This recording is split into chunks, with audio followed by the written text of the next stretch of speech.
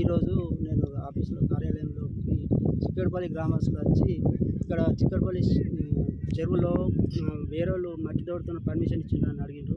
అడిగితే నేను ఇవ్వలేదని అన్నాను. లేదు సార్ మీ పేరు చెప్తున్నారు అని వాళ్ళు చెప్పిండ్రు. చెప్తే నేను ఇక్కడికి వచ్చిన వీళ్ళందరూ మట్టి తోడుతున్నారు నా పర్మిషన్ లేకుండా. మళ్ళా ఇరిగేషన్ వాళ్ళ కూడా పర్మిషన్ ఉందా అంటే అది కూడా లేదు.